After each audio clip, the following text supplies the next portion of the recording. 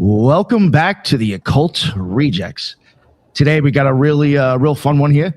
We're joined by Montana and Jessica from Weekly Bizarre, two hosts who have built the show around the weird, the macabre, the unsettling, and the outright bizarre.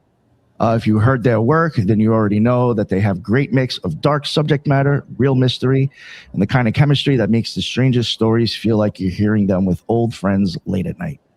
Their show moves through everything from eerie personal experiences and creepy story collections to unsolved cases and the kinds of headlines that make you stop and say, there is no way that's real.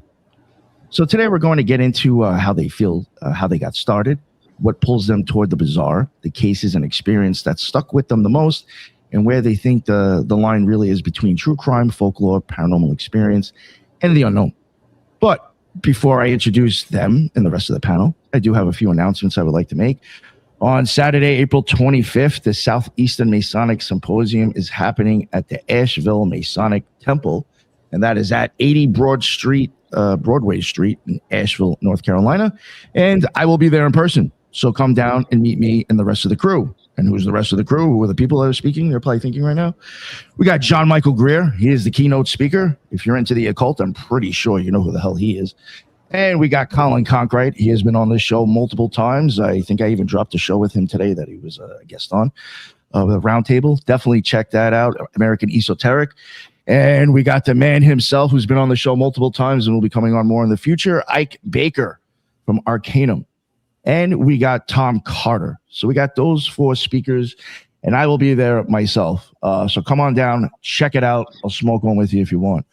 Also want to remind people about the website. If you're into reading, we have tons of information by multiple contributors, and we got t-shirts up on the site if you're interested. They're $25 shipped. And fun fact, the art is all based on the eyeball. All right, so now enough out of me, and let me introduce the rest of the panel and the guests. Judith, the Loon, what is going on? How are you today? Today is a beautiful day up here in New York. I'd like to say welcome to Montana and Jess. Thank you, Nick, for having me. And you could find me on YouTube and on X as The Loon. Awesome. Thank you very much. And my man, Headless Giant, I know you just did a show and you even jumped on this. Appreciate it, man. How are you? Oh, you're muted there again, sir. Oh, man, that's going for the blooper reel again. So you can check out my show at YouTube, Headless Giant, and also I'm on X and Instagram. And today we did a dialogue with Ethan, and we were talking about some sacred geometry and ancient symbols. So check that out. Thank you. Awesome. Thank you very much. And speaking of a blooper reel, I actually checked. You guys had a blooper reel recently. I was watching. I swear to God, Jess, the same thing. I was recording a solo show a few days ago, and I was like, what is it that is making me like burp constantly? I was like, I couldn't burp my chest like before it came out, and I was like, I got to re-record all of this. And I was sitting there literally trying to get it. I'm like, is it all out? What's going on? So when I saw that, I was like, that was literally me days ago. That's great. I think that was hilarious. But we'll start with you first, Jess. Would you like to introduce yourself and let everybody know what your deal is and stuff? Sure. So I'm Jessica. I am one of the hosts of Weekly Bizarre podcast, and he had kind of already done a really good job at introducing what we do. But what we did recently, we talked about the soap maker of Correggio. It was our latest episode, and it was about a woman who literally made soap out of human body parts. So that gives you kind of an idea of the things that we talk about. And if you would like to check us out, we're on all the social medias. We're on YouTube. We're everywhere at Weekly Bizarre Podcast. Awesome. Thank you so much. And Montana, anything you'd like to add? Really introduce yourself? I'm Montana. I'm just the other host of Weekly Bizarre Podcast. So we're a duo. Awesome. You know what? One question I want to just ask you if you see I don't know, the same type of thing, but it seems like when it comes to this style of stuff, I don't know what it is. It seems like it's it's dominated by women. In my opinion, true crime, the weird, creepy, bizarre shit, even the children's stuff, getting kidnapped and sex trafficking. Women seem to like really gravitate towards like that stuff. Did you ever notice that?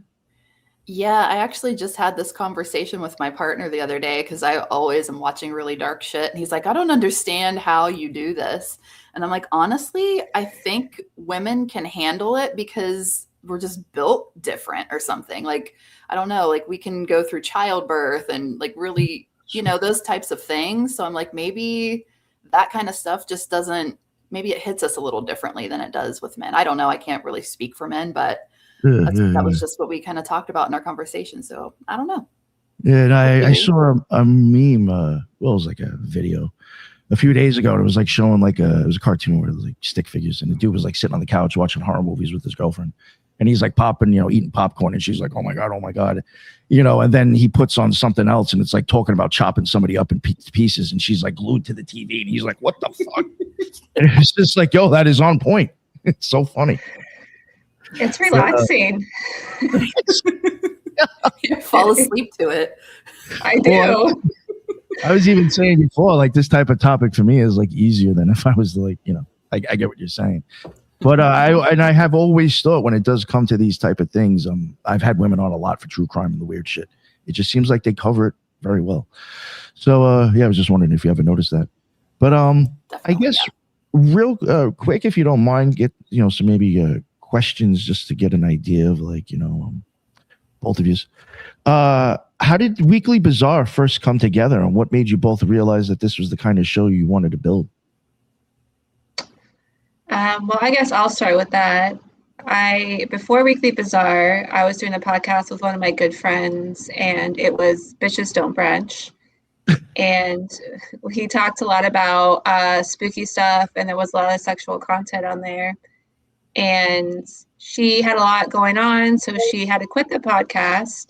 So me and Jess worked together, and we didn't really know each other that long, but we clicked immediately. So I asked her if she would like to, be my new podcast partner. And she's into the creepy, weird, all that stuff. That's probably why we click so well. And so she said yes. So we just changed the name, changed a little more of the content to just more out there, true crime, all that stuff. And we've been doing it ever since. And it's been fun. Yeah. Now, when you restarted it, was it the same RSS feed, or did you actually completely start over and a whole new show? Or did you kind of just change the show that you're already doing? I kept the same RSS. I just changed the name and nice. Yeah. So it wasn't like starting all over again. That's great. Right. And you had somewhat of a base. That's cool. Real quick, if you don't mind me asking, I mean, I know you said that she was kind of into like the same stuff you're into. Not to maybe get a little bit too personal, but what was it that made you think like, oh, I could podcast with this chick? Besides that, I mean, did you see like, there's certain people I've met where I'd be like, you'd be great behind a mic. So I was just wondering, like, did you get that feeling too from her?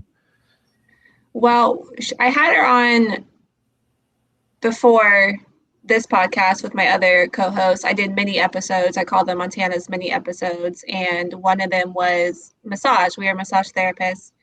So we did an episode on, what did we do? Like pet peeves, massage pet peeves. And she was really good at it. She has a great voice for it. And I liked her vibe. And honestly, that was pretty much why I asked you. Nice. Not to like. I can remember.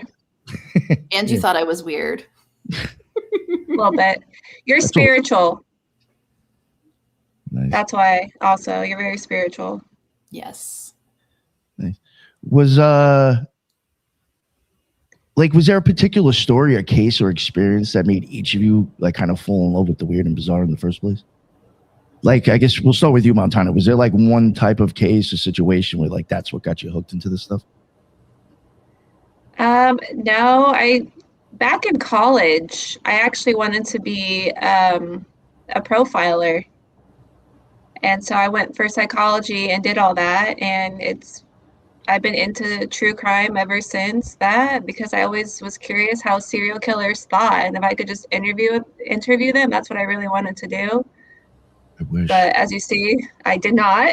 So this is like my best thing I can do to kind of talk about it, I guess. along Yeah, I with think everyone else in the world. I do think that would be so interesting to be able to talk to some of those people. I totally get what you're saying. I would just like to know, like, what the hell's even going on inside your head that makes you do all this? You know, how do you rationalize this? You know, like, I don't know. Yeah. What about you, Jess? Was there anything that kind of like a case or anything to you that stuck out that got you more into the true crime or like weird stuff? The one that we're going to talk about today actually was really, it's one of my favorite unsolved crime mysteries from the 90s. And it just, I mean, I've always been into dark shit and like dark art. And so that was a given that like I would take on all the social media stuff. And I'm very artistic. So I love expressing the dark side through like visuals and things like that. But also just with anything dark, I've always been drawn to it. I grew up watching Unsolved Mysteries and dark stuff like that. And I just, yeah, when she asked me, I honestly didn't have any social medias or anything like that before.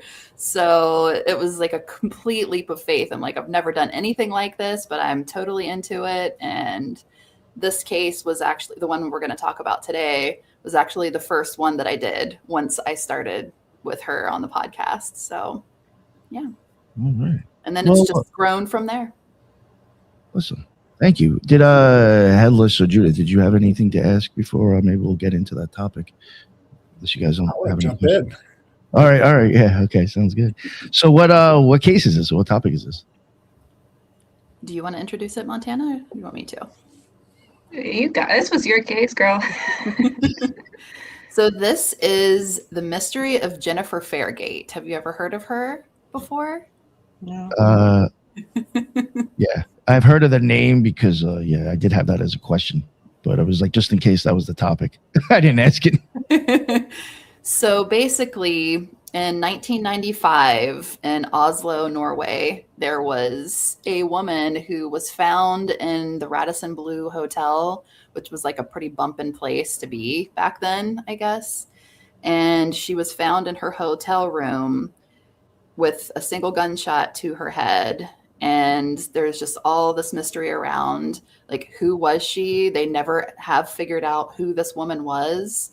And there's just all kinds of really weird shit surrounding her.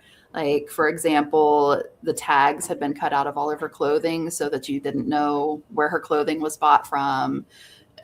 Just very minimal stuff with her in the room and just very random things, like basically a briefcase full of bullets.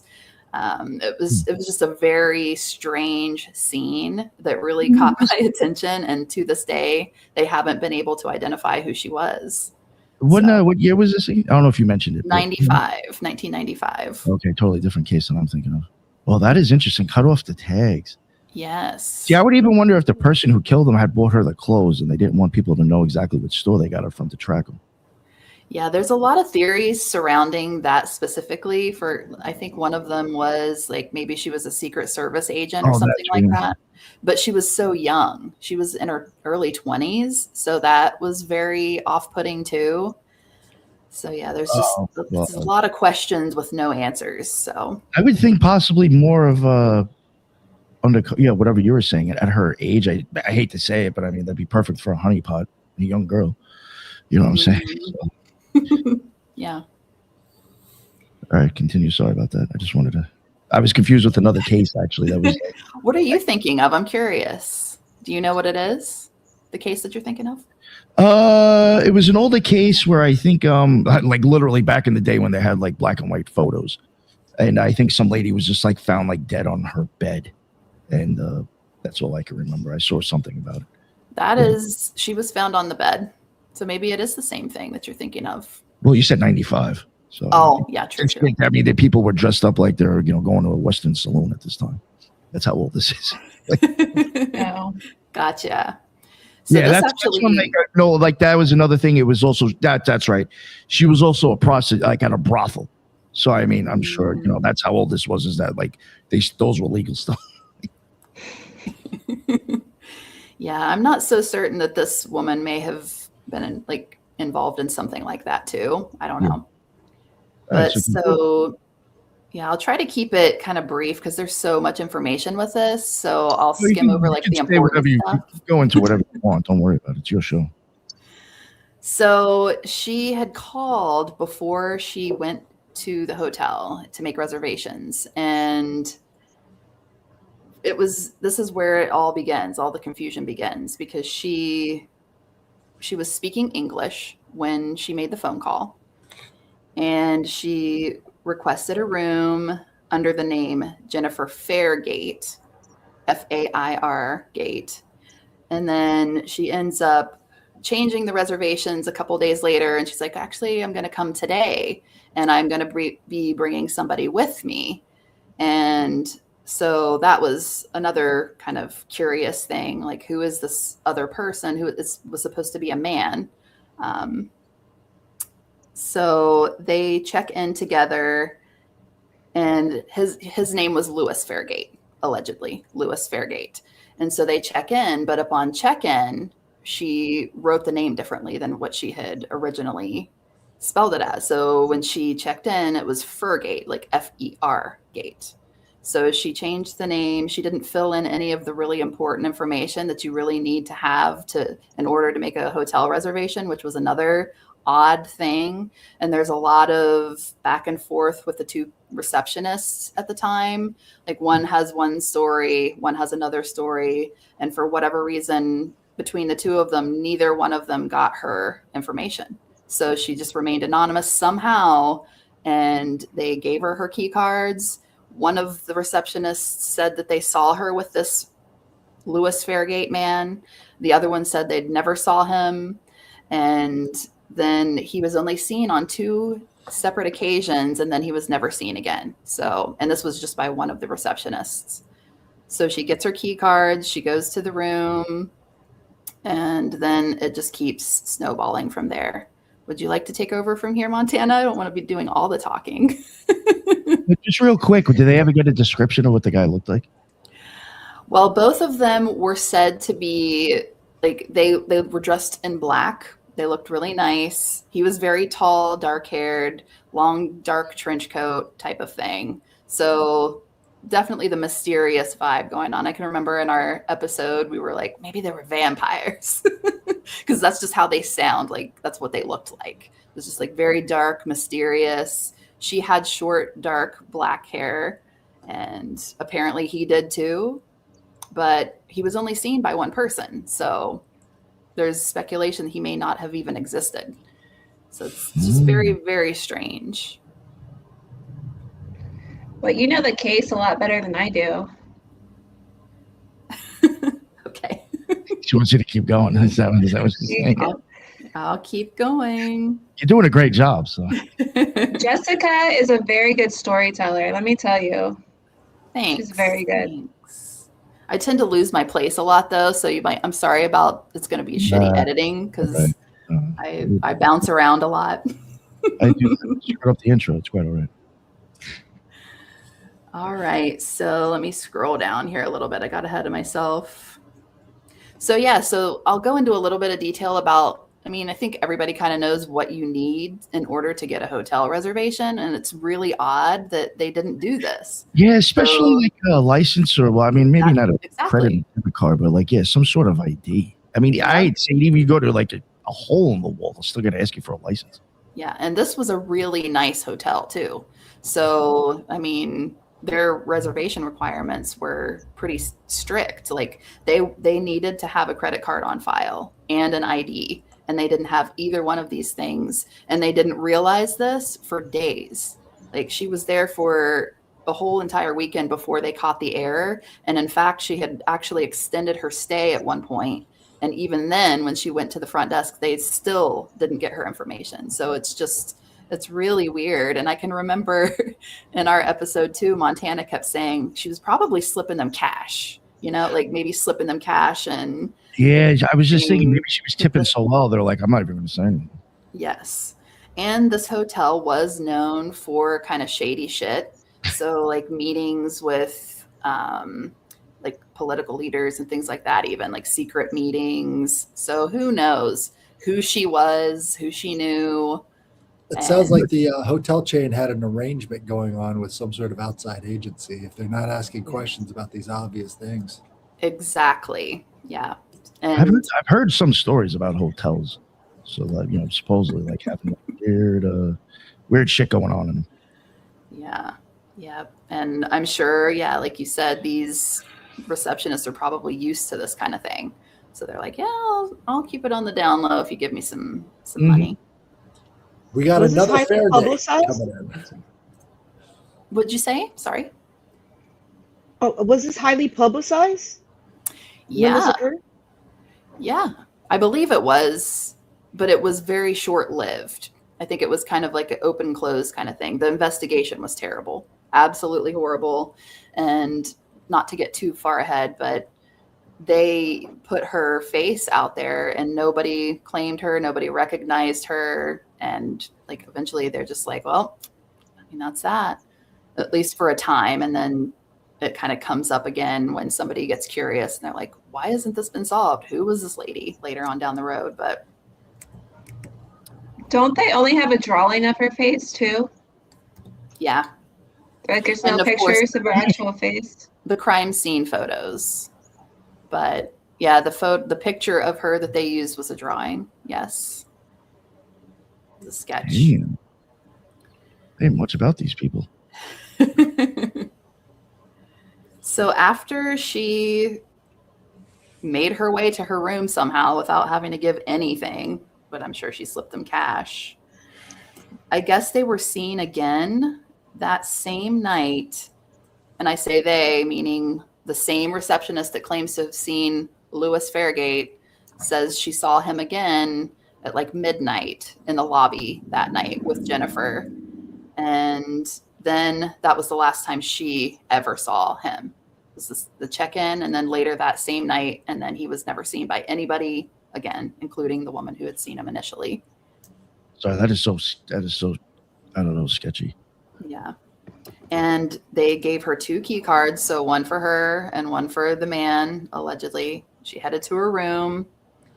And then what really starts to get weird is the key card situation. So when the key card is used, it is tracked. So the hotel can track when you enter the room.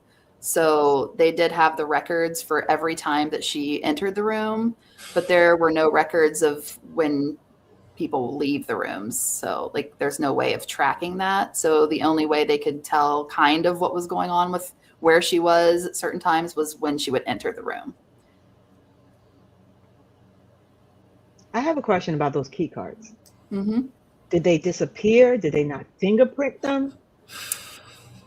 That's a good question. That's a good question. That is a good question, because the only thing I do know is when they did eventually search the room for fingerprints and everything, they found none anywhere of anyone's, allegedly. Like even the cleaning ladies had been there earlier, I think the day before or something, and even their fingerprints were nowhere. I'm like, really? Come on now. Yeah, I would actually start to wonder.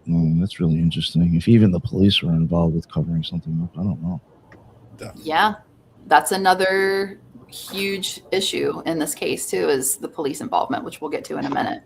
But I mean, it's just like the ball keeps getting dropped left and right, and it almost seems like it's on purpose. It's just so strange. Everything is so strange about this case. That's why, again, it got me into this stuff. One thing I want to ask real quick, sorry to like jump the gun on you, but you may get into it later, but just a question. Did you ever look into who the medical examiner was? Maybe. It's been a long time, and I literally just made bullet points of our last episode. The reason I say that is I would check to see who it was and see if they worked on any other cases that come up fishy. Yeah. Because then you start to question, is this medical examiner getting paid off by someone? Only because we've covered certain weird crimes where it's like all of a sudden the medical examiner goes back to George Floyd's. It's like, well, that's fucking weird. So, I don't know. Yeah. It's just seeing weird connections when you have shady crimes and medical examiners saying everything looks kosher when it's not. I do remember that when they did the examination, it was not thorough, and they didn't even test. I think they didn't even test her blood for like alcohol or drugs or anything like that to see. Like, it was just terrible. And later on, they actually exhume her body to redo things because it was so bad the first time they did the autopsy and everything. I have a quick question. What I don't know if you could see what. Oh, I was going to go refer what you were showing. You guys. Okay, this is a picture of her. They have a photo. Oh yeah, they do have an actual photo of her. Yes. So they have that photo. You have to know who she is. Right, and she was never claimed ever. Yeah. I think they initially put her photo out, and then years later, when the case was reopened, they put it out again, and even then, nobody came forward to claim her. So, very odd. Okay, so back to the key card situation. There are specific times that she was entering and leaving, they think, leaving the room. So the first time she used the key card was 10:44 p.m. the first day that she got there. So they checked in late. And that's another detail that I'm like, it was one of the busiest times for check-in that she kind of decided to check in. And I'm like, maybe that was on purpose too, so that she'd be less noticed because it was so busy and she could just kind of slip in. So yeah, it was 10:44 p.m. when she entered the room for the first time. The second entry was at 12:21 a.m. that same night. Like I said, they saw them in the lobby and then they went back to the room. And that was when Lewis, whoever he was never seen again after that. It was like he just disappeared into thin air. I don't know. And then the next morning, she entered again at 8:34 a.m., which they're assuming that she probably went and had breakfast and then went back to the room. And then, okay, so that was, what day was that? I think that was on a Thursday. And later that day was the day that she extended her stay. And they still didn't ask her for any of her information or her credit card, nothing. They just extended her stay. And instead of checking out on Friday, she was going to stay until Sunday, June 4th.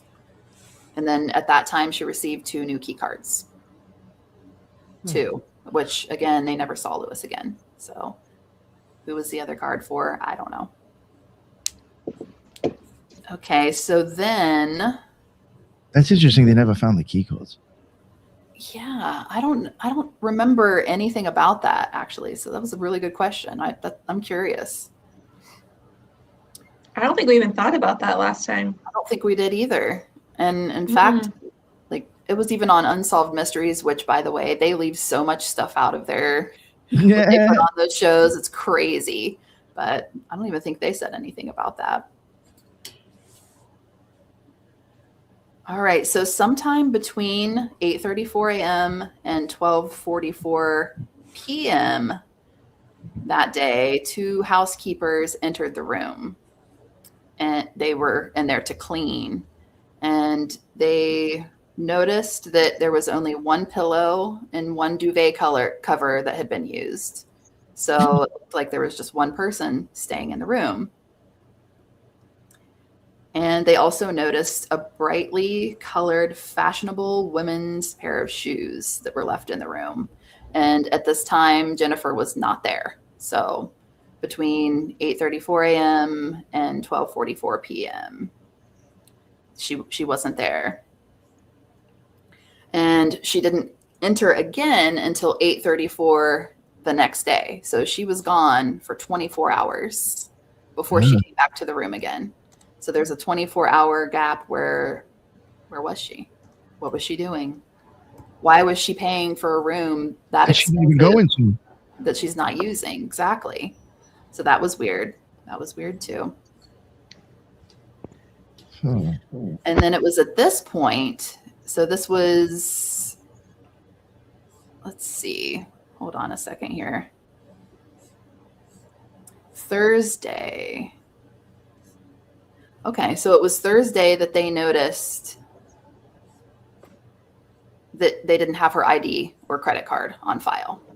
So what they would do is they would send a notification from the front desk to the room via the TV at the time. So it would like pop up on the TV, and then it would say like, you're needed at the front desk, please respond, and we need to get your ID or whatever. I guess that never happened. And so you had to acknowledge this by hitting like OK on the remote or something like that. And that was done? And it was never done that time. Okay. Not that time. But I think that's because she was not there. So that message was acknowledged the next morning. So like after the 24-hour period, and she came back in 8:34 a.m. the next day, she saw the message, acknowledged it, but then didn't do anything about it. She just acknowledged it, and that was that. She didn't ever go down to the desk or anything to fix the issue.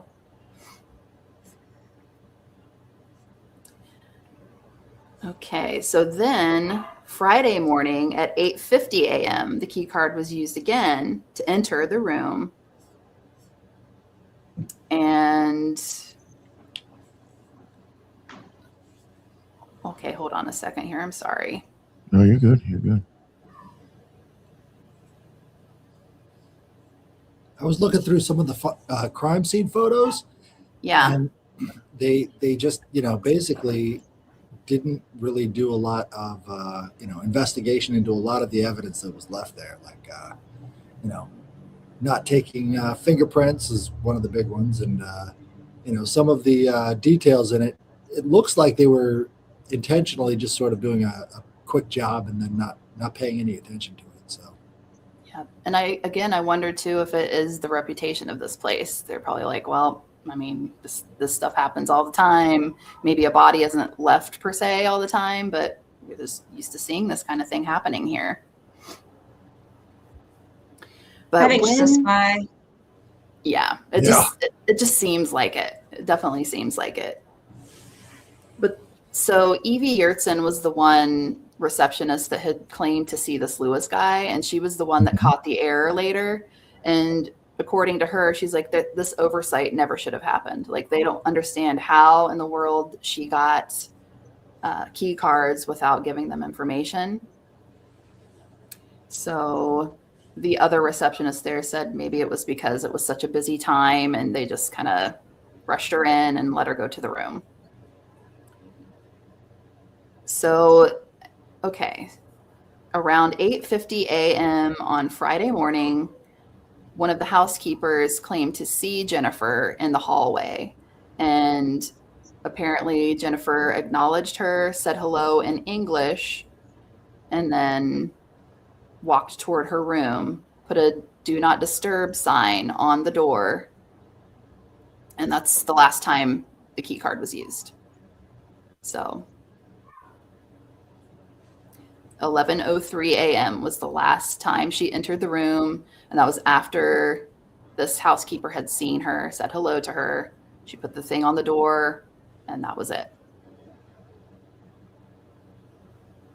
So 8:06 p.m. that same Friday, she ordered room service. So she was still there. She wanted to get some dinner, and she ordered bratwurst and potato salad. Can you hear my dog? No, I'm laughing. I'm laughing because I was actually going to ask you. Do you know what she ordered? Oh, okay. Can you hear my dog though? Yeah, but She's it's down there yapping. Hopefully she'll settle down in a second. They have pictures of her last meal. Yeah, no. But this was actually an important part of the case. Was the Was he still in the room? It was half eaten, and then upon the autopsy, it was still in her stomach. So that kind of gave them a timeline of when she died because of digestion, and like it had only been partially digested. So they know like when they brought it to the room, about what time it was. So she had to die like right after her dinner. It's like her last supper or some shit. I don't know. So was it an order for one or order for like multiple people? Order for one. Yeah, order for one. And then when they took it to the room, she was alone. Allegedly, she was alone. Oh my goodness. It was only half eaten too, right? Yeah, it was only half eaten. Mm-hmm. Half eaten and then half digested in her stomach. I know you said that they could see when they used the key card. Yeah. But can they also tell when the doors open and close? Because only from when you enter. So anybody leaving the room, that was never monitored or like kept track of. So people could be leaving and they would have no idea. Or she could be opening the door and somebody could force their way in, which is probable. Mm-hmm. Yes. In this case, I think. Yes. Part of me feels too like maybe this Lewis guy, if he was there, maybe he never left the room. Like maybe he was in there. Well, that can't be the case because people were in there. But maybe, I don't know. Because there's only evidence of one person. Yeah, it's just so weird. So many questions. I would even wonder, I mean, maybe the hotel would have noticed, but like, I even wonder, like, could that guy have had his own room anyway? Yeah, I don't know. I mean, he could have checked in on a completely different name and had a room already and just walked in with her. I'm sure it wasn't all that, but it just, wondering. Like, yeah.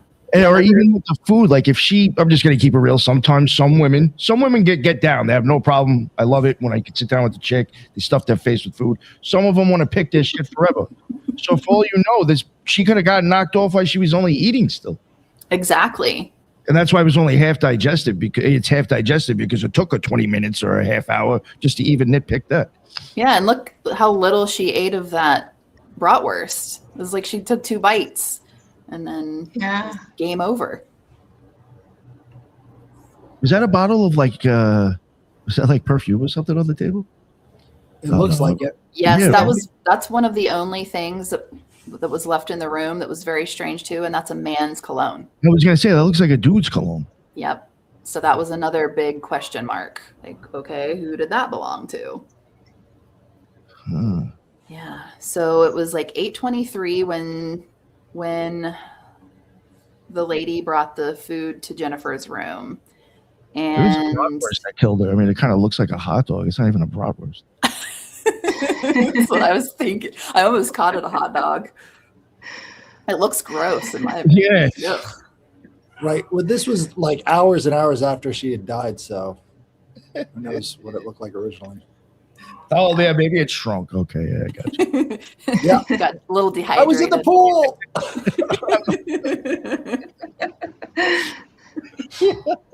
All right. Go ahead. The pistol. Okay. So Kristen Anderson is the name of the housekeeper that brought her dinner. And she recalls that the room was very tidy, looked like it had barely been used at all. Jennifer gave her a big tip. And then she remembers that it being unusually generous, which kind of fits with our theories here. And at 8:57 p.m. that same night, they sent another notice up to her TV like, hey, bitch, you need to get down here and give me your information. Like, let's go. And she acknowledged the message, but never went down. So that is strange to me. So I'm like, okay, she got her dinner at 8:23. She didn't get to finish her dinner, but then somebody acknowledged that message at 8:57 when she was most likely already gone. Yeah, that's the position she was in when they found her. See, even something like that, I even feel like sometimes even when you see pictures of people like that, when they always get caught in dead in hotel rooms, I even feel like the odds of you perfectly falling to where your legs will bend and you fall on the bed like that is such a rarity. I think you'd have a better chance of falling against the bed and on the floor than actually falling that, perfectly like that. Well, to me, it looks like maybe she was sitting at the edge of the bed. Yeah, that's possible. Yeah, they're already sitting back or something. And the pistol grip itself, this is not, how a person who would shoot themselves would hold the pistol. This is something somebody would hastily do to make it look like they were, because most of the time people don't hold on to the pistol after firing it. And another thing too is her hand is completely clean. There's no gunshot residue, no blood residue, nothing. Yeah, Right. she's got her thumb on the trigger. Like, it's just so unnatural. It's like makes as much sense as the Kurt Cobain case. Yes. Did anyone I did that too. hear the gunshot go off? Yes. I think they heard one gunshot, I believe. I have it written here in a minute, but yes, I think it's that one gunshot was heard. And I think it was by, we'll get there in a sec, but I think it was by the man who eventually goes up to get her information. And as he's like going up to the room, he hears it. He hears the gunshot. I'm really sorry about my dog. No, it's quite all right. You're fine. I actually didn't even notice it. How used to it. Going back to Kurt Cobain, though, we actually did an episode on him too, but now they're coming out saying that it wasn't a suicide. Have you guys seen that? Yeah, that's why I brought it up. Yeah. Yep, and we theorized in our episode that was the case too. So it just seems so obvious to me. Even when I was a kid, I just didn't buy it.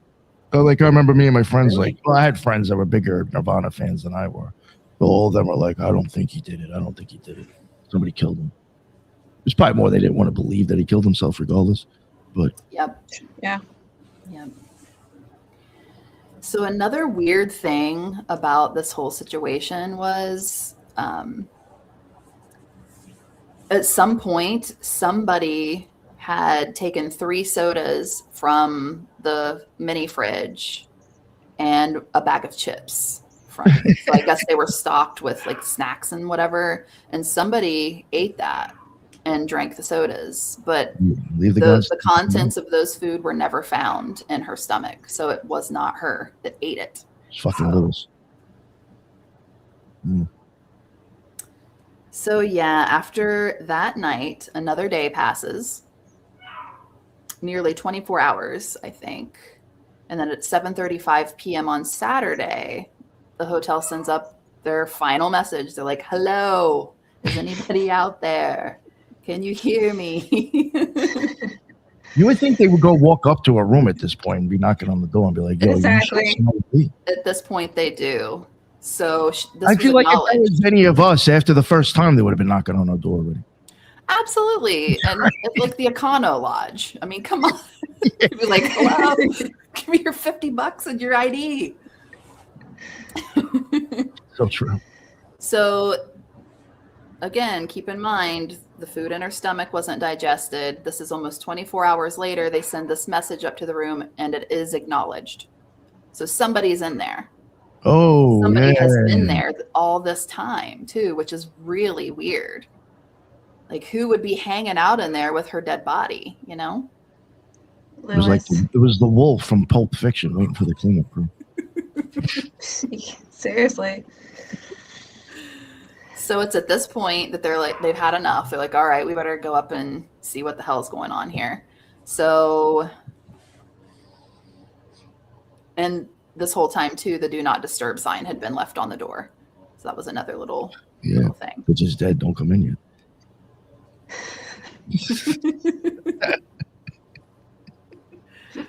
So Evie Yurtsin, this is the same one that checked her in without getting her ID and then realized she hadn't. She is the one who sends somebody up to the room to see what's going on. And this employee was Espionage, and it was a security guard, excuse me. Espionage was sent up, and the do not disturb tag. Oh, now she's come up here. Great. Just a second. She wants to come on the show. Go get beans. Is he in his box watching it? Is he in his cupboard thing? Yeah, he's in the cupboard right now. He's just watching from over there. That's so funny. So pissed. He's got a spot to watch him. Can you give me 1 second so I can get her settled? Yeah, sure. I'm sorry. Thank you. Yeah. Megan, is there anything about Montana? Megan, Jesus Christ, Montana. Is there anything about the case that you want to talk about while she's gone? Unless Headless, you had something maybe to ask? Well, I had a photo of this suitcase right here. It's interesting that the ammo is loose in there, right? So it's not in a box. It's just floating around loose in this sort of empty suitcase, which is kind of odd. It shows that maybe they aren't professionals, or maybe they've already done some things and emptied the ammo back into the case so that it's, you know, it's outside of the container that it originally came in, which is interesting to me. I have another theory. Let's hear it. Good. I have another theory about it. Everyone's looking at it as an espionage situation, but we're talking about 1995, and there were certain procedures that were hard to get here in the U.S. She has an English accent. I'm wondering if she didn't go there for maybe one of these procedures and had an issue, didn't get the results she wanted, and did actually take her life. And whoever that guy is might have been her point of contact. Ooh, that's just juicy. speculation. That's just speculation. I am more on the spy side of it, but that is another option that could be an issue. Because the male cologne is what made that go into my head. Oh. I also had a friend of mine a long time ago that listened. He said that he thought because no one claimed her that she was an orphan. And so she was pulled from that to become the spy, and something went wrong and then they killed her. And that's why no one claimed her. So that's an out there theory too. I don't know. See, I had thought earlier, but I didn't want to get too out there and conspiratorial, I guess gross about it. But I had even wondered because of possibly nobody claiming her, maybe something like you're saying, she was an orphan, or parents who don't care, don't know. Maybe she was. The only thing is her age seems a little bit too old. I was wondering if maybe early on she had started sex trafficked and now she's run out, and your job is done, so we just kill you. But I mean, you're too old now to sex traffic. Nobody, I'm just keeping it real. I mean, you're just a regular prostitute now. Yeah. Here's the synthesis. What if they were contract killers? I thought that too. Yeah. They did the job, and the one, you always see it in the movies. So, one of them always knocks off the other dude. There you go. Yeah. And maybe Lewis was the one to do that. Or like Mr. and Mrs. Smith.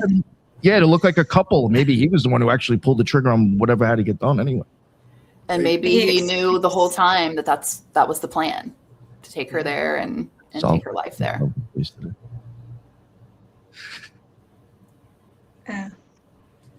Did you have something to add, Montana? In my mind, I was just picturing that in the movie, how she escapes the room from her handbag. If you guys remember that. So, what if he did something like that? Well, that's I what I was going to ask, is there a balcony? Was there a balcony attached to a room or something like that? Nope, no balcony. But the window, I think when they go into, after this guy discovers that there's a body in the room, he leaves. And then when they come back and really scope the room, the window is open. But I mean, she's high up. So for somebody to get out of there, they would probably have to rappel down the side. I wonder about coming down from the roof, though. Oh, that's or a good scooting point. to a nearby room. Yeah. I mean, now we're getting 007 shit here. See why I like this case so much? Ocean's 11. Okay, so back to when the security guy goes up. He knocks on the door, and then this is when, moments later, he hears a single gunshot. So this is the part that pisses me off because, I mean, this is just where things start getting bad and just get worse. So this guy, not sure what to do, ran back to the elevator and goes back down to the security office, leaving the room unattended for 15 minutes. A full 15 minutes before somebody goes back up there to see what the hell just happened. And there is no record of anybody checking cameras or anything like that. So there's a lot of speculation here where kind of what Montana was saying, how she throws her purse up on the top of the door or whatever. The door was locked from the inside when security finally goes back up 15 minutes later. And so there's only one card that can open that. It's like the master card or whatever for the hotel that can activate and unlock that latch. And so for somebody to have left the room in that time, they would have had to lock that latch somehow. But they actually reenact how easy that is to do. I think it was on Unsolved Mysteries that they did that. And it's literally like throwing a strap over the top of the door, shutting it, like latching it onto the, to the lock, shutting the door, and then pulling the whatever strap that you threw over, and it locks the door. Yeah, I've actually seen it. It was crazy. I actually seen a reel on Instagram on how to do that. I was like, oh, really? That's nice. Give away all the secrets you need it. So yeah, that's another really odd thing. But man, that pisses me off. I'm like, what kind of security guard would leave for 15 minutes after you hear a gunshot? Like that gives so much time for somebody to get out of there and escape without being seen. A paid one? A paid one, right. Yep. Good point. So in this 15 minutes, what they're doing is, and this is so weird to me, so they contacted the police, but they didn't contact them to tell them to come to see what the hell just happened. They were just looking to see if they knew who Jennifer Fairgate and Louis Fairgate were and if they had any record of them. I'm like, really? And sure enough, they didn't exist. So they couldn't find anybody under these names. So they actually end up calling back later, and they're like, okay, maybe you should probably come and see what happened here. Like, just stellar work, guys. Stellar work.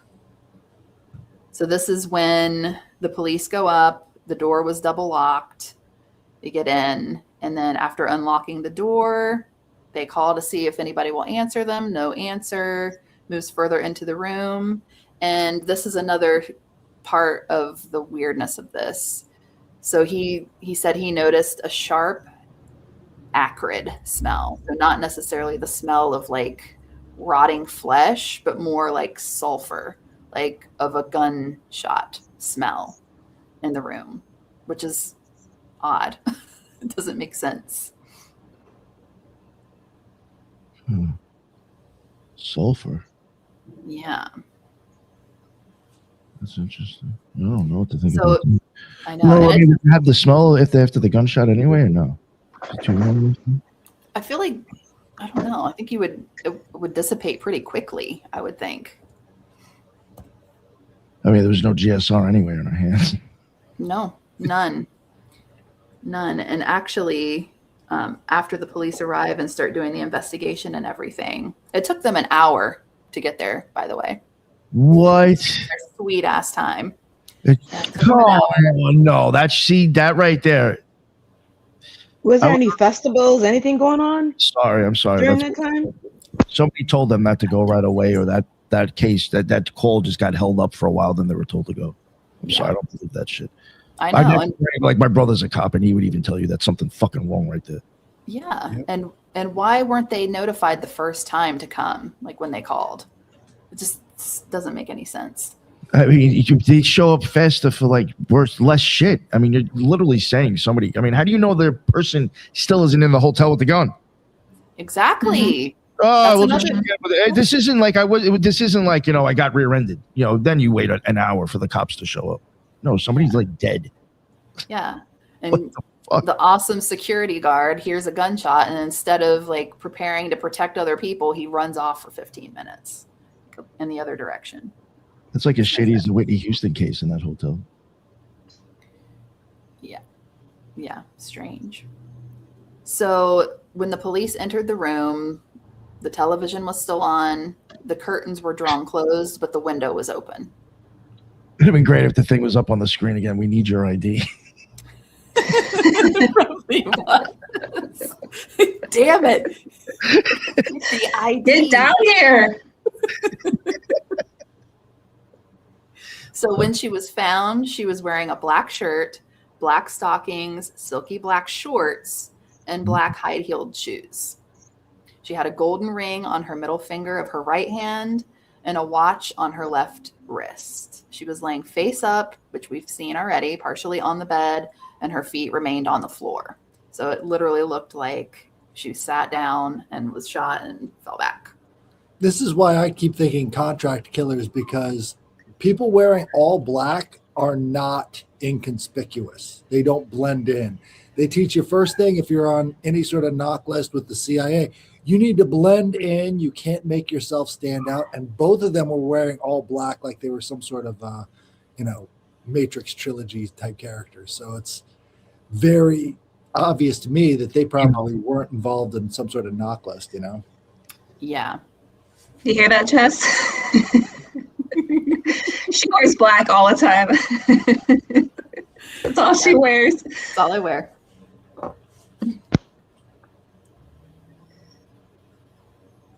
So there were no signs of a struggle either. That's another thing to note.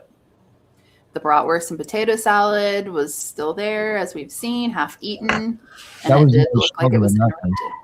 Oh Was my eating gosh, that my before. dog. Cannot believe this. She's such a little Always bit. something. Literally. It really is. Were her shoes placed somewhere too? Wasn't there something about her shoes? So she had black shoes on, but then they said they saw like that really colorful designer pair of shoes in the room that don't really fit her vibe at all. So it's like, who did those belong to? Or maybe that's what she wore on her 24-hour stint where she was out doing whatever she was doing. A dirty stay out. You Trying said to there were seduce cameras. somebody. You said there were cameras in the hotel, right? That is something that I'm not sure about. I know if there were, they were not checked. They were not checked. I'm going to have to wrangle my beast again. Not a problem, not a problem. They could have been fake. You know how some places just have fake cameras around just Yeah, to make like a lot of places do that actually. because they can't afford it. And so at least when people see cameras, you kind of like, oh, I should probably behave if someone's watching me, even though half the time they aren't. I don't know. Yeah, that is but yeah, I mean, I don't know. What do you think back in '95 it would be normal for those places to have cameras everywhere yet? I don't know. Well, I don't think so. Yeah, but I don't know. But you said it was a very happening place. Oh, but you said they had hush hush meetings too, so they probably wouldn't have cameras up in there. Right. I'm actually wondering if that hotel was even picked because of the lack of security and the ease of movement if you had money to grease people. It would That's be a really interesting good to see if anything else took place on that floor, because they don't have to have no cameras everywhere, just on specific areas. And this is why you get room on those floors or whatever. So if they're actually interested in which rooms that they want, that could be an indicator too. And I know some hotels, if they're going to have cameras, it's usually just facing the elevators, not so much the hallways. I don't know. But then they would have seen her go up with someone too, if that was the case. You don't happen to know if there was any other crimes ever or any other dead people ever found in this place? Oh, I don't know. That's a good question. Oslo Plaza. That sounds so familiar, Oslo. No. Well, Oslo was a big happening place during the Cold War, right? So Oslo, Norway was sort of like the meeting grounds for a lot of spies between USSR and USA.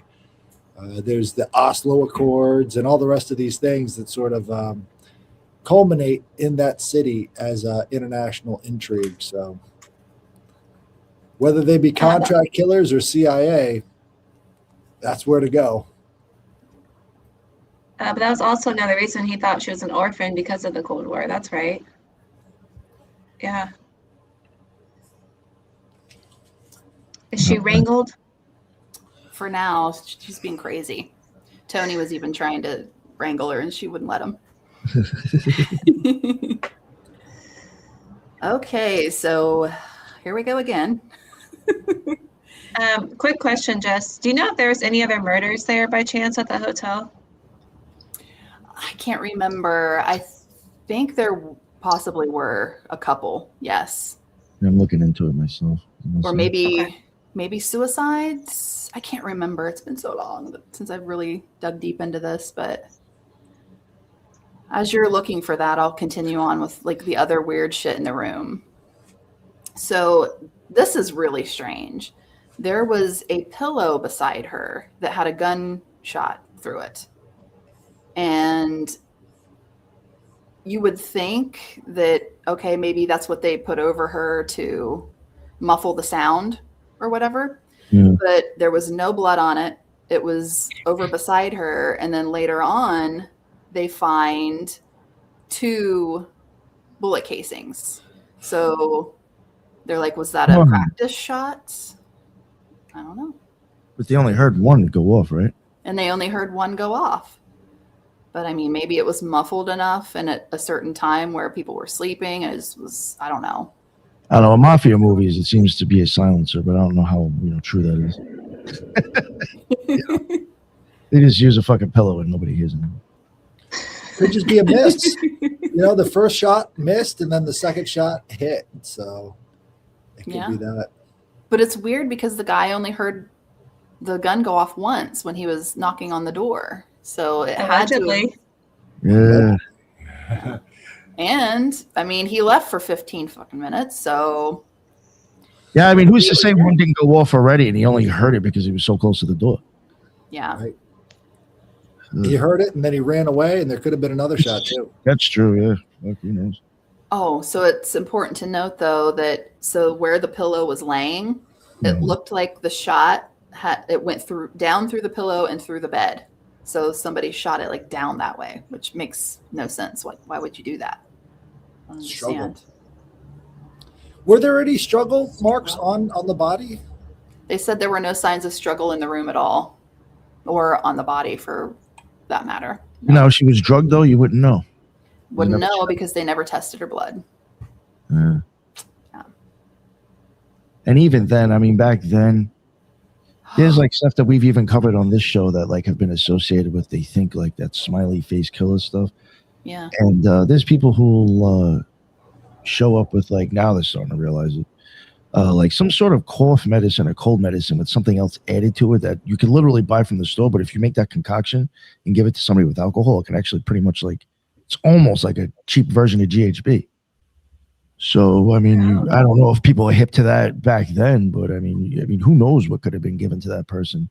Yeah. She could have been drugged, and it could have been drugged with shit that wouldn't even normally pop as something, narcotic. What if the food was poisoned? I thought that too. Yeah. Like maybe that's why she didn't finish it. We keep thinking that maybe there was one other person, maybe there were 2 other people in the room. Could be. Right? So there could have been a struggle there, and we're just not seeing it. She's drugged. They're trying to struggle. Do we kill her? Whatever. But there's way more stories than just the 2 people angle. That's true. This is interesting. Yeah. So then they talk about like you had already said, the unusual positioning of the gun in her hand. It just does not make any sense. Like, who kills themselves like that? Plus, her hand was clean. There was no gunshot residue or blood anywhere to be found on her hands.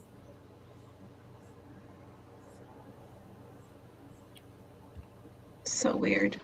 Yeah. Yep. So as they continue investigating the room, they realize that she has almost no personal belongings whatsoever. So it's just like the bare minimum that she has with her. And then again, like I said, all the tags have been cut out of her clothing. That is weird. The tags. Yeah. Yeah. I wonder if it was like expensive clothing. I'm pretty sure it was designer clothing from like Germany, because I think later down the road they determined that's probably where she was from.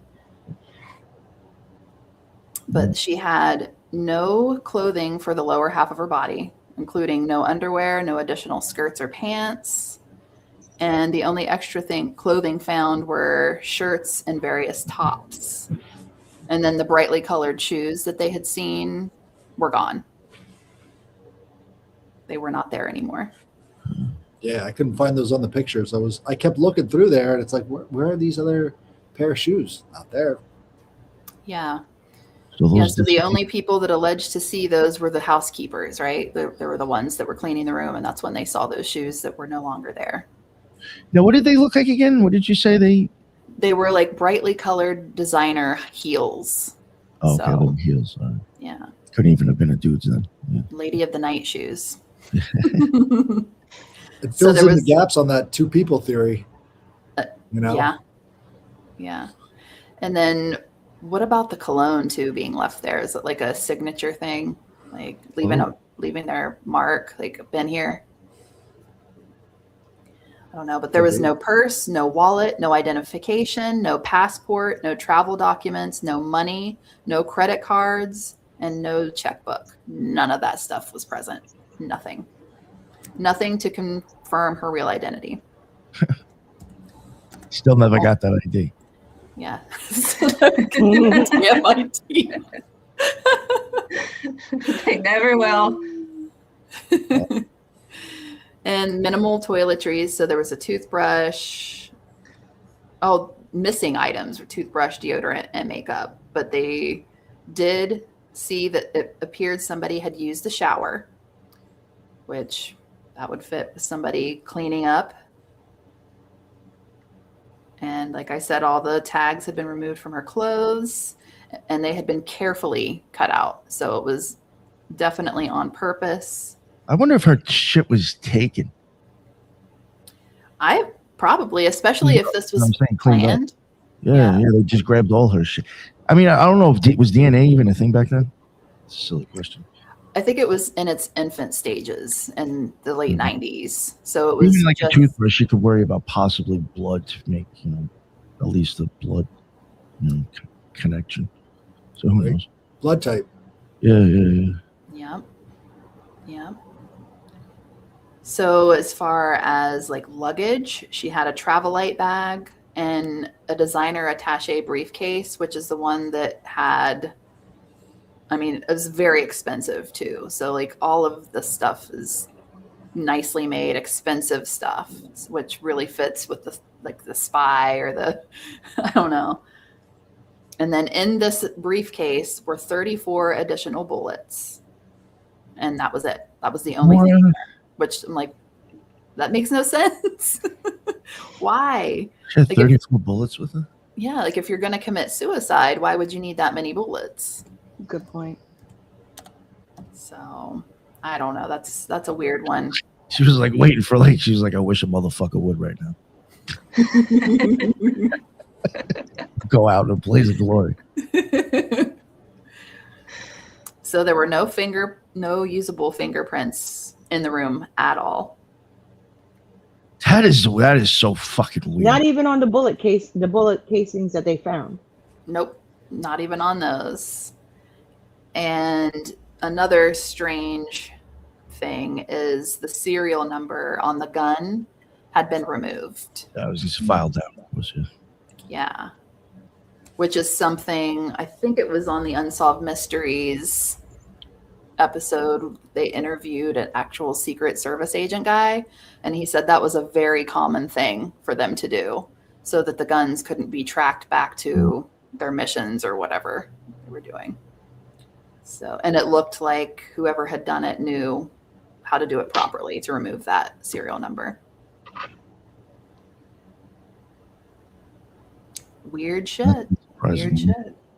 Could it be that this got out by accident? Could be. Yeah.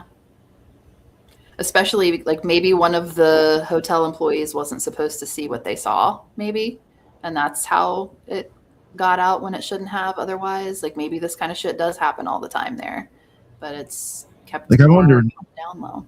Like how did the cops even show up? Bet you they didn't even have lights on or nothing. No, probably just casually walk in there an hour later, eating their lunch. Yeah, acting like it really wasn't a big deal. Stuck in traffic. Yeah, or you're just not bringing attention to what was really going on. Yeah. I mean, it's probably so easy. I don't know.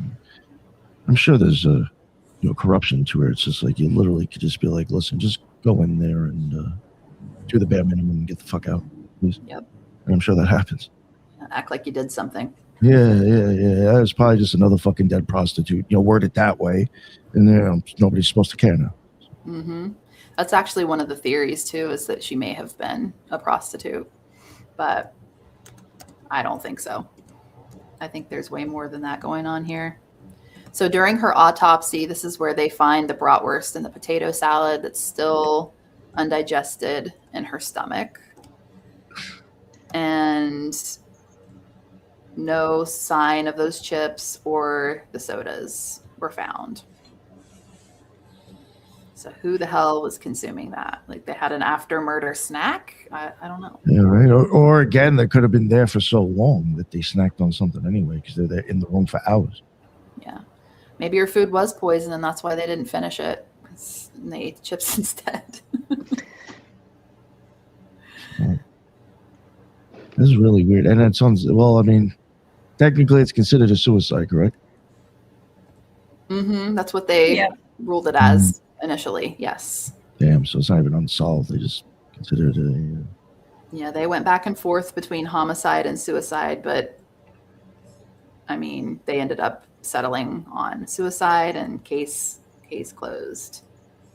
So some additional autopsy details. They estimated that her age was approximately between 25 and 35.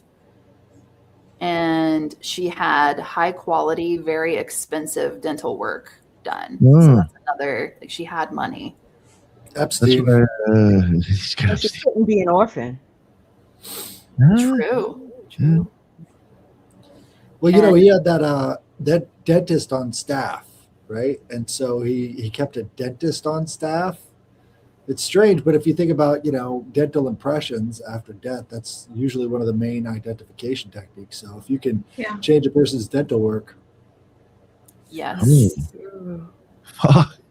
Yes. So, okay, they did test for alcohol, but they did not test for any drugs of any kind. So silly. No gunshot residue on her hands, no blood on her hands. And that's pretty much the gist of it. I guess you could be like, well, the bullet killed her, so I check for drugs. But like, still. Yeah. I mean, if you're doing it as a suicide, you're not looking at a homicide angle and seeing if they're drugged. But like, how do you not even do that? I just found out. Yeah. I mean, she could have very easily been drugged before she was shot. So, and that could be why there was no sign of struggle. Yeah. Like 2 and 2 equals 4, dudes. Come on. So yeah, but they really covered up not wanting to know who she was. Yes, I completely agree with that. So they held her body for 1 year to see if somebody would come forward and claim her or identify her at least. And in 1996, they eventually buried her at Vestra Groveland Cemetery, which I probably did not say that right. Sorry. And she didn't get a headstone, and she was just labeled an unidentified woman. Nobody ever claimed her. They're a Mossad. Well, okay, I mean, it's interesting that the cologne was French too, and so I was wondering if it was the last cologne. Well, so she's a German person or maybe a British person living in Germany because that's where all the clothing's coming from. And they've got French perfume. So it's sort of like a hodgepodge of all sorts of other places. Yeah. And none of that stuff is looked into because, well, now you can track all of these different places that she's been and they're not looking into it. Yep. They're not looking into shit. Yeah, they don't want to. So this is where journalist Lars Wegner comes into play, and he's the guy that really, like, he wants to know who this woman was. And so this is where he fights to reopen this investigation, see what the hell happened here. Why did this go unchecked or not checked well for all this time? And so what time was it that he kind of comes into the picture? Let's see. Oh, I didn't write the year down for that one. Who is that? Who's that? That medical examiner they always show that's like always overturning these cold cases. I think he did some of the smiley face killer ones. He has a certain name. He's William Ramsey's. I think talked about him plenty of times. Can't remember his name. You need him on this case. Yeah. She did not shoot herself. This is bullshit. Yes. So he, along with some investigators, traveled to Verlaine, Belgium, to verify Jennifer's background because that's the only information they have on her at all. So that was the one thing that she did fill in on her like check-in was that she was from Verlaine, Belgium. So that's all they have to go on. So he's like, hey, let's pack it up and go to Verlaine, see what's going on here. And they quickly discover that her address did not exist. It was all fake. So she was covering up who she was for some reason. I mean, fake name, fake address, fake phone numbers, anything she gave just wasn't real. Well, a non-official cover spy would have real locations to use as their fake, residences. So that brings me back to being like, again, if this was like a official related CIA case, we probably wouldn't know about it at all.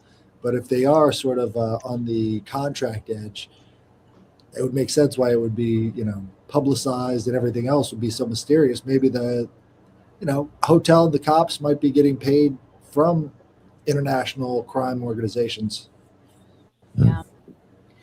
So it's interesting you say that about like actually having to use an actual place because the address that she used was only like one digit off from one that actually did exist.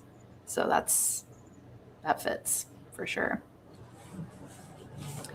Okay, so fast forward all the way to 2016. This is when Lars gets to have her body exhumed to check it again, say what's going on, to create a proper DNA profile and attempt to identify her.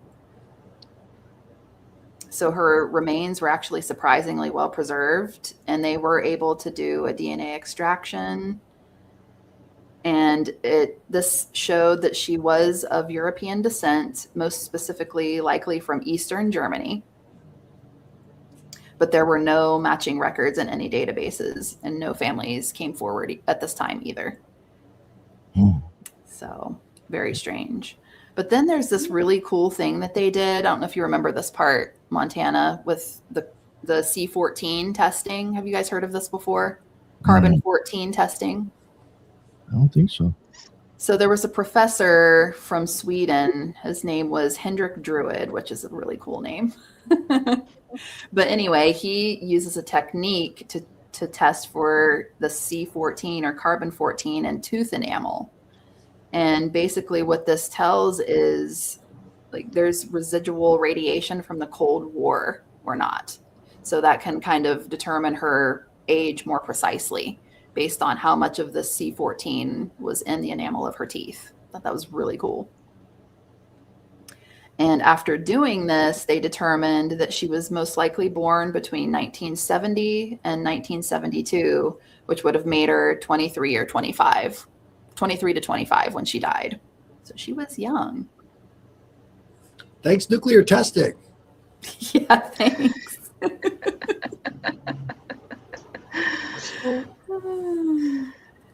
So really, I mean, again, nothing is really, we still don't know who she is. Nothing was determined except for where she may have been from. That's pretty much it. And that she was 23. Nobody ever came forward this time either. So it remained a suicide. They kept it as a suicide and is to this day. Okay, moving on to theories. So there are theories around this. Montana, take it away. I just remember the spy theory. Wasn't there a theory of Fair gone wrong? Let me look. Fair gone wrong. I don't even think of that one. So homicide was one, Sage. or stage suicide. woman on the run, organized crime ties, intelligence involvement, espionage. I mean, I still stand by my theory. She's a spy. I think something, yeah, right. Some weird shit like this. That a contract killers, and the she affair gone wrong is interesting too. Yeah, that is. Yeah, but I just feel like I don't know. Like, were they both like? If she was meeting a dude, I mean, what was she coming out of the? Was she leaving a country to literally go have an affair? Plus, she had 2 extra key cards made too. Yeah. I don't know. It's just it's possible. It's just. I mean, then again, I mean, over in the United States, you could travel one state to another, and it's the same as crossing countries. Over in Europe, so. With the key cards, back then. did she have 4 key cards total, I wonder? Or did she give the other 2 back when she was given the new ones? And why was she given new ones if she was going to be in the same room? Or did they move her into a different room? I've got a dark theory on the orphan smuggling. So this is the Kettler experiment in Germany. West Berlin, starting in the 1960s and lasting through the 1970s and 80s, Berlin Senate authorized a project where foster children, including many orphans and neglected teenagers, were placed in psychologist Helmut Kettler into the care of convicted or known pedophiles. The intent was to use pedophiles as caregivers for troubled youth, which resulted in widespread sexual abuse of the children in state care. So they were doing experiments with orphans and pedophiles, and that would never thought about that one. Timeline of how they're smuggling this person, so and why there would be nobody looking for them.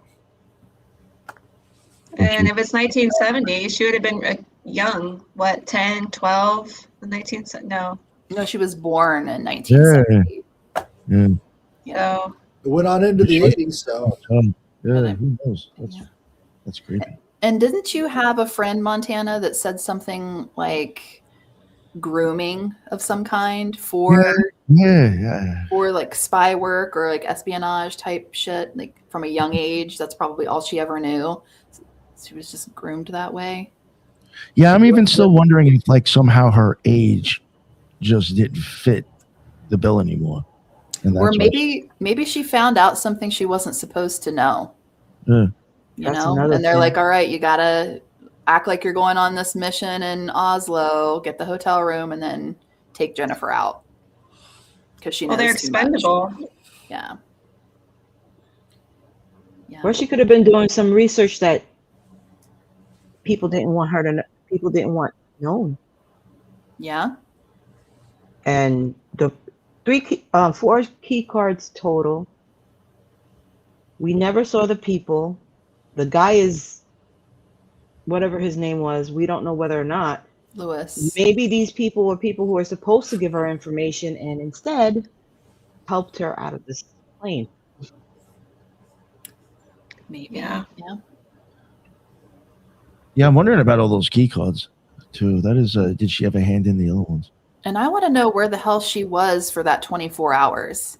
Like, how would that fit into these theories? Like, depending on why she was there, to leave the hotel room for 24 hours and then come back. Like, did she actually go on some mission and maybe botched it?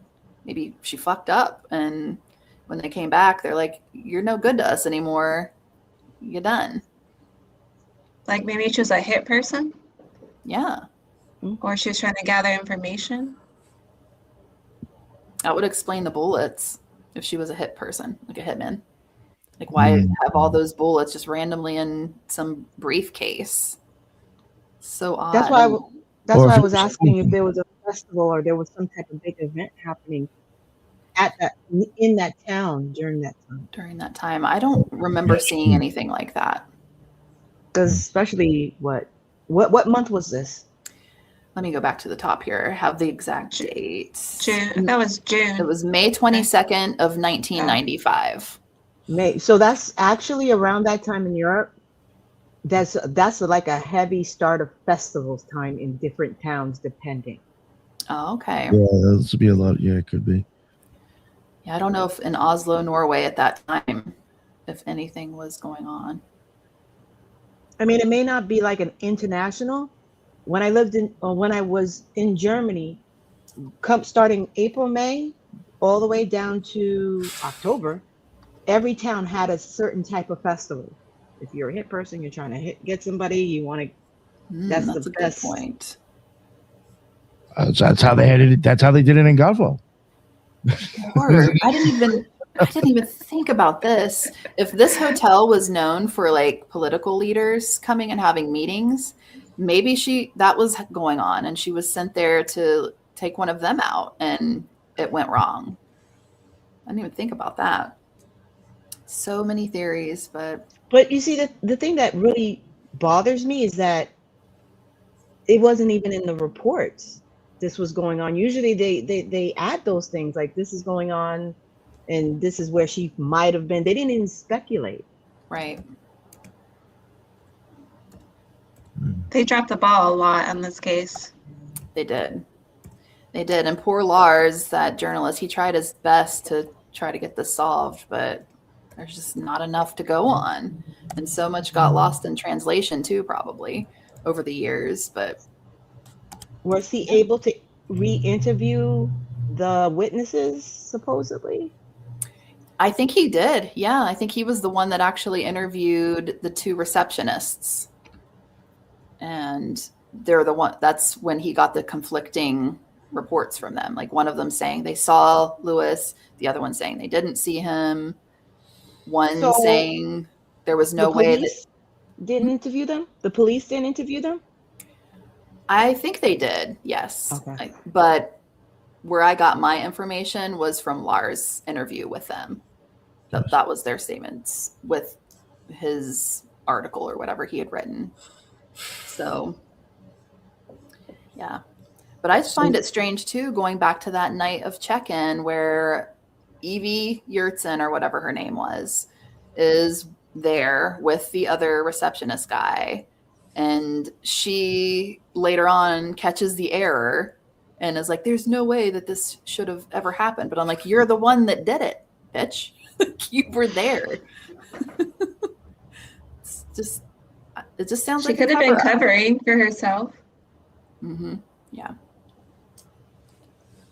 Yeah, and I think she seems like she knows more than the other receptionist guy did. I can't remember his name, but he's the one that says he never saw Lewis ever. And he seems like he probably doesn't know shit. Like he's just an innocent, like this is his job. But I feel like this Evie person knows more. It just seems like it to me. Because she's the one that has all the opinions. She's the one that allegedly saw Lewis and nobody else did. I'm like, it's just weird. The problem is you pay someone enough.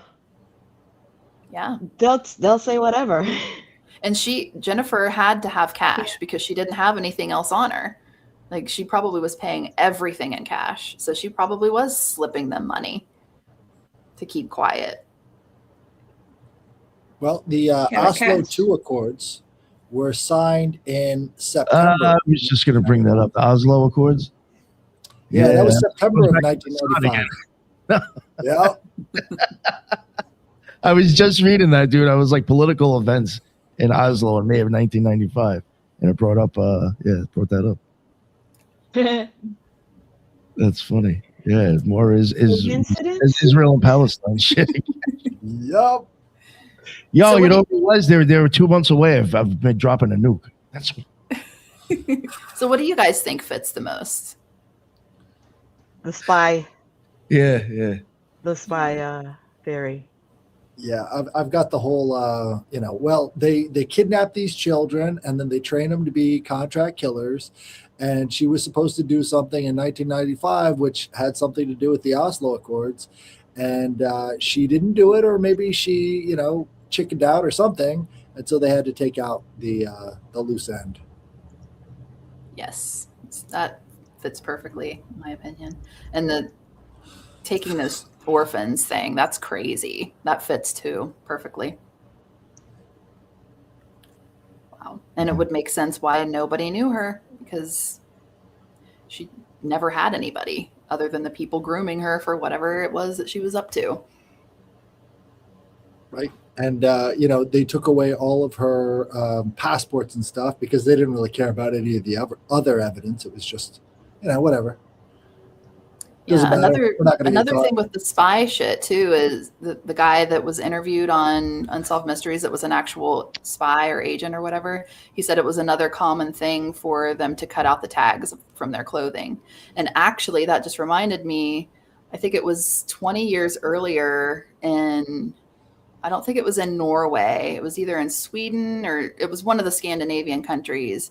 Another woman was found. And the same thing, only she was on a mountainside. But all of the tags had been cut out of her clothing. She had no identification on her, but they had attempted to burn her body. So I'm like, there's something bigger going on here. Yeah, I think it was the Isdell woman, if you want to Google that, the Isdell woman. And it was in the 70s, I believe. So yeah, and her clothes were the same way. All the tags have been cut out, and they never figured out who she was either. Maybe another orphan. Shit. Back then, they had several to pick from. Yeah. What if her hit was someone she fell in love with, and that's why she couldn't kill him, and so they killed her? Mhm. So romantic. Oh, if it was like, if they're supposed to be co-workers and they fell in love. You kind of like that, or maybe they're like hit.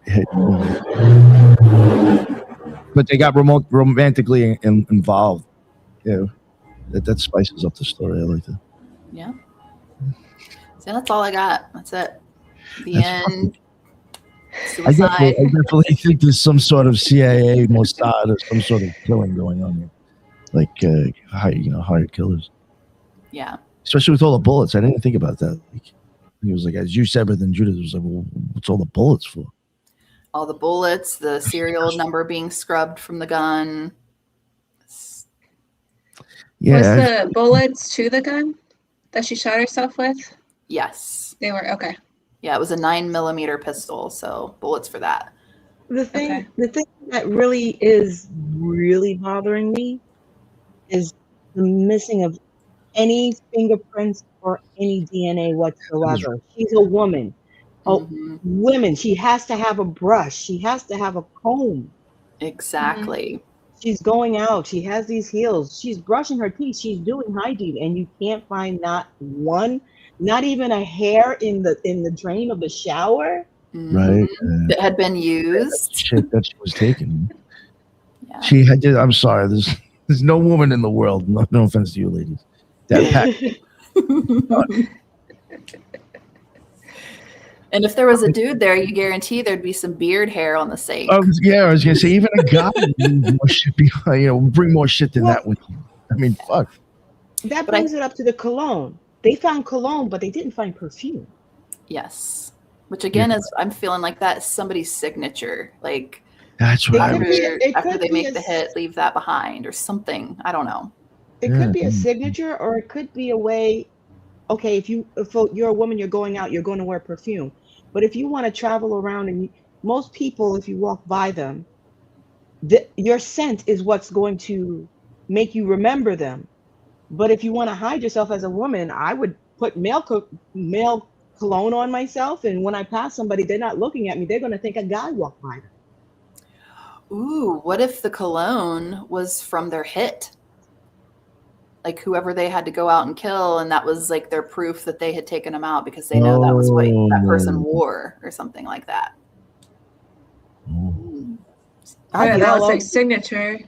That was the person that did it. And not someone else taking credit for it. Yeah, it's a weird one. I mean, definitely. So many things can fit too. Like you can go on and make anything work really. That was do you think they're ever going to solve this one? I think it's going to be like the ladies in the 70s, because there's so many things about that one. And yeah, I don't know. I do think that I saw not too long ago, and I haven't looked into this yet, but with the Isdell woman, I do remember seeing that maybe they had figured out who she was, but I haven't looked into it because I was going to do an episode on her too, just because it's so similar. But then seeing that maybe it's been solved, I don't know. So they could eventually find out who this Jennifer was if they were able to find out who the Isdell woman was, maybe. But you would think their best bet would be the teeth, right? Or the DNA. I don't know. Well, if she's work would change it. If she's got a British accent, that sort of is a big indicator of where she was growing up. So yes. if there was a British connection, I think that hasn't been explored at all. So yeah, born in Germany, fluent English with a British accent. Yeah. All right. Wow, that's like it's frustrating. There's a bug that fucking story for sure. Well, I appreciate both of you coming on. That was I'll have to say too, that was like for a show that I normally have come on for this type of stuff. That was probably the most I've ever gotten out of one. Oh, really? Yeah, that was pretty thorough. Yeah. Is that a nice way of saying I talk too much? No, no, Just kidding. No. Believe me, that was great. I mean, besides like other people that have been part of the show that might cover these type of topics, any other person that like or a podcast I've had come on, it's only like an hour. So thank you. Okay. Yeah, no, I think you totally had me paying attention. She was a real fucking story. Thank you again. I'm gonna go around and let them plug their shows, and then we'll let you plug your stuff. Judith, I'm gonna let everybody know what's up with you. First, thank you, Jess and Montana. This was fun, a lot of fun. Thank you. And thank you, Nick, for having me on. And you could reach me at YouTube and on X as The Loon. Awesome. Thank you so much. And my man, Headless. You can find me on X and on YouTube at The Headless Giant and also on Instagram. And go check out the trialogues or the dialogues that we had with Ethan Indigo this morning. And yeah, it was a great episode. We come right around to the beginning, just where we start off. So definitely check that out. Thank you. Oh, thank you, sir. Appreciate it. Glad you made it after the other show. And Montana and Jess. Montana, we'll start with you this time. What's going on? Let everybody know where they can find your stuff or whatever. Like she said earlier, we're on all the social medias, Weekly Bizarre Podcast. You can email us, Weekly Bizarre Podcast. And this was really fun. Oh, yeah. So thanks for having us. And I'm glad Jess did it because, as you see, our podcast works because we're the opposite. She's very thorough and detail-oriented. Where I just show up, I'm like, okay, whatever. So you did great, Jessica. Thanks, Bill. Thanks. Yeah. It's been a lot of fun. Hell yeah. And Jessica, is there anything else you want to add? I don't think so. I guess if weird is your thing and you like to have a chill vibe where it's just like two girls hanging out shooting the breeze about weird shit, then come check us out because that's what we do and we show up every week. So yeah. Well, it's well done too. Production wise, it's well done too. So thank you. Good stuff. Yes. No, of course. Was there anything else that you're going to say, Montana? Did I cut you off? I don't think so. Something, sorry. All right. Well, definitely would like to get you both on in the future if you ever have another story to tell and whatever in the future, get you back on again. That was fun as hell. It was definitely good stuff. Love to. I appreciate it as thorough as you were. And thank you everybody in the chat. That's what's up. I saw a lot of great stuff in there. I think there was a couple of questions. Yeah, that's why I go live, and I appreciate everybody showing up. And until the next one, everybody be well. Later.